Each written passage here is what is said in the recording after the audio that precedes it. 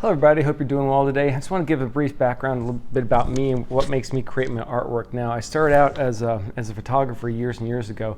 I've always been an artist, so I could have told you when I was literally probably 8 years old that I was going to be an artist. That's what I've wanted to do my whole life. I've always loved taking a white piece of paper and making something out of it, something three-dimensional, two-dimensional, whether it be drawing or watercolor. But I started out as a photographer, and I spent years as a photographer taking pictures of things. I love to travel too. Travel is my inspiration for all my artwork. What I love about traveling is you get off the airplane, you're in a foreign country. Sometimes you can understand the language, sometimes you can't. Things are always a little bit different no matter what they are. Like they have the same cars over there that they have here.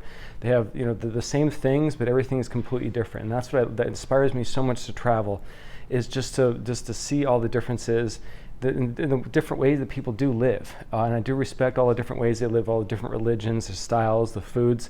But you get off that airplane and you're like, man, I have no idea what's going on here, but this is really, really fun. And that's what inspires me to create artwork. I love to go and I take the photographs. And I just got back from a trip to Armenia and Turkey, and I literally shot 12,000 photographs, which is excessive, I admit, but they were decent photographs, and they're going to become the basis for a bunch of paintings in the future. So what I do is I come back and I look at my photographs, and I get inspired by the actual images themselves, and I want to recreate it through a certain, whether it be colors or a technique or something. Sometimes it takes me years until I can figure out how I want to paint that scene.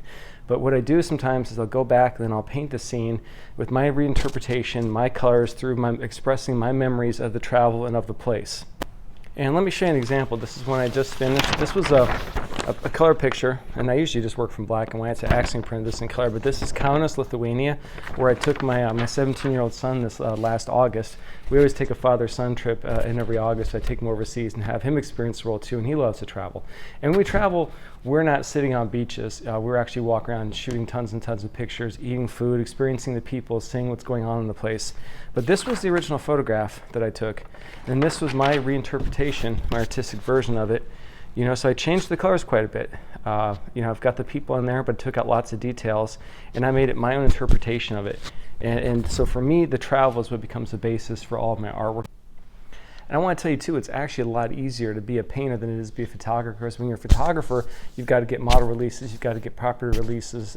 When people or things are in pictures, if a big truck pulls up right in front of the church you're trying to photograph, there's not much you physically can do with that.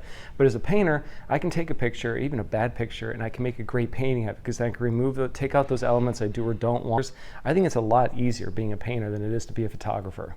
But it always helps to have a really good reference photograph to start with.